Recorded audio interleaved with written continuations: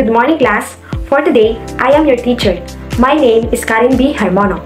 So, before we begin our lesson, let's all stand and bow our heads for our prayer. Anna, please lead us in prayer.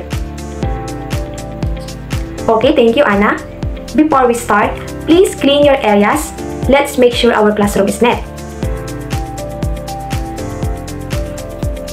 So, again, good morning, class.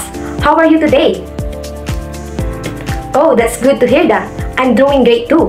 Let's have a productive day. So, let me check your attendance. Raise your hand and say present when I call your name. Okay, class. Last time, we learned how to compare similar fractions. Can anyone remind us how to compare 2/4 and 3/4? Yes. We look at the numerators because the denominators are the same. Good. What symbol would we use for 2/4 and 3/4? Excellent! Let's done! Let's move on today's lesson. Meron akong inihanda dito mga iba't ibang larawan ng pagkain. So, familiar ba kayo dito? At nakain niyo na ba ito? Yan. So, dumako naman po tayo sa aking inihandang video. Panoorin niyo mabuti dahil may inihanda po akong mga katanungan na kailangan niyong sagutan. Kumusta mga bata? Welcome sa Story Time with Teacher J-Ron. Isang panibagong kwento na naman ang malalaman ninyo ngayong araw na ito. Ang libro na aking babasahin ngayon ay pinamagatang Ating Kapatid. Kwento ni Raisa Rivera Falti at inuhit naman ni Fran Alvarez mula sa Adarna House Publishing. Sabay kami ni Kuyang umuwi galing eskwela. Laging may masarap na merienda naghihintay sa amin. Sa araw na ito, bibingkang bago bili ni nanay ang merienda. Ang sarap!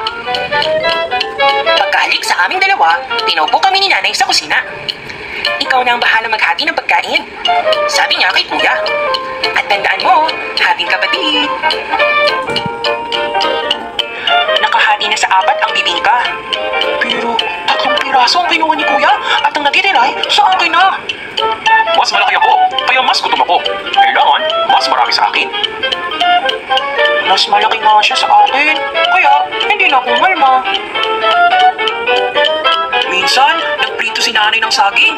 Tinulungan ko siyang hatiin sa gitna ang 4 na saging na saba bago lutuin. May 8 piraso. Papalabas si nanay sa kusina, kumuha agad si Kuya ng 6. Oh, ating kapatid, ang sabi pa niya sa akin.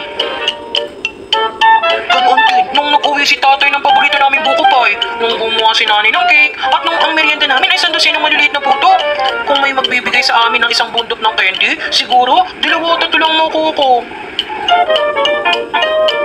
Ay, buti pa ang kaklase kong si Dina. Wala siyang kapatid, wala siyang kahati sa kahit ano. Kung gugustuhin niya, pwede siyang kumain ng buong bibingka o buko pie o cake.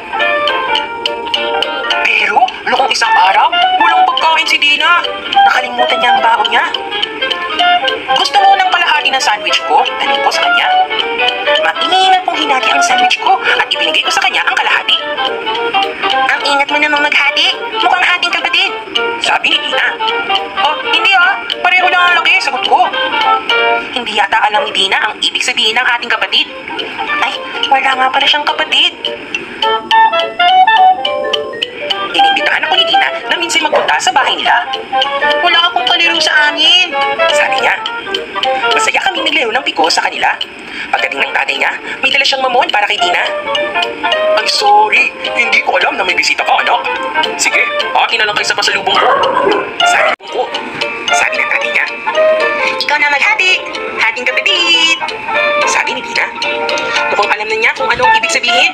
Pero paano kaya ang hating kapatid sa aming dalawa? Pareho lang ang edad namin.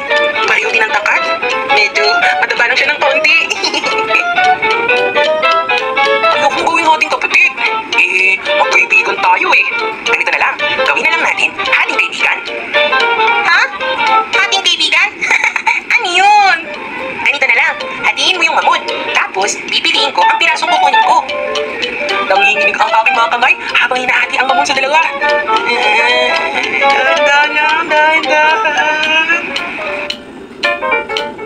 Tinignan ni Dina ang 2 piraso. Mukhang pareho lang ang laki. Pareho lang pala ang hating kapatid at hating kaibigan eh. Dumating naman ang nanay ni Dina.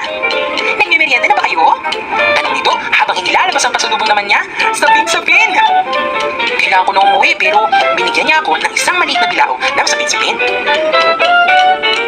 Wala pa si tatay pagdating ko sa bahay. Nagluluto naman si nanay. Mukhang gutom na si kuya dahil nakabantay na siya sa mesa.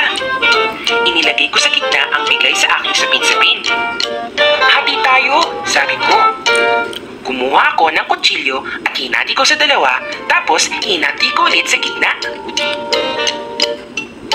O ito kuya, para sa'yo to.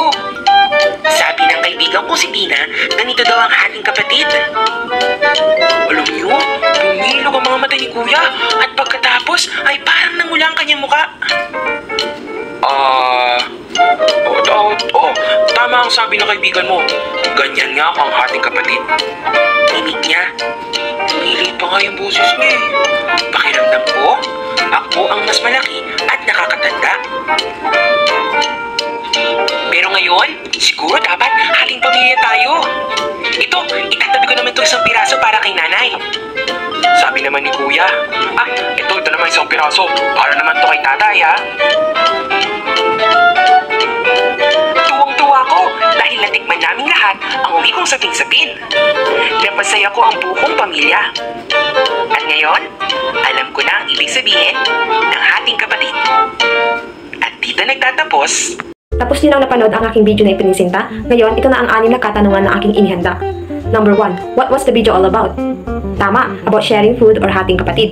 Number 2, who are the characters in the story? Tama, sina Dina, brother, mother, father. Number 3, did brother do the right thing in dividing the food? Why not? No, because it's not in equal size. Number 4, will you also give food to your classmate who doesn't have snack? Very good, yes. Number 5, what do you think the meaning of hating kapatid? Very good, sharing in equal size. So, number 6, how did you divide the sapin-sapin into several pieces? Correct, 4-part. So, nakinig nga kayo ng mabuti. Okay class, listen carefully because I will explain the definition and parts of unit fraction and also the proper reading of fraction. So, what is unit fraction? A unit fraction is a fraction in which the numerator or the top number is always 1. And the denominator or the bottom number is a positive whole number than greater 1. For example, 1/2, 1/3, and 1/4 are all unit fractions. Unit fractions represent equal parts of a whole and are often used to divide objects or quantities into equal shares. Use cardinal numbers or like 1, 2, 3, 4 to read the figure on the top of the fraction. And the ordinal numbers are like 3rd, 4th, 5th to read the figure on the bottom of the fraction. So here's the parts of fractions: numerator, fraction bar, and the denominator. Okay class, I will group you into 3 groups. For the group 1, write the correct unit fractions of the following illustration or picture. For the group 2, draw a line to match the fraction to the words. Read it carefully. For the group 3, color the part according to the given unit fraction. Class, are you done? You can now present your activity in front. Again, what is unit fraction?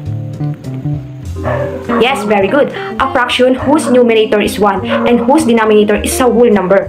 Any fraction can be written as the sum of unit fraction. Very good. So, what are the parts of fractions? Very good. Example, 1/5. The 1 is the numerator and the 5th is the denominator. So, what are those examples of unit fractions? Very good. Examples of unit fraction is 1/2, 1/3, and 1/4. Circle the correct unit fraction for the shaded section of each model. Read and match the fraction word to the column B.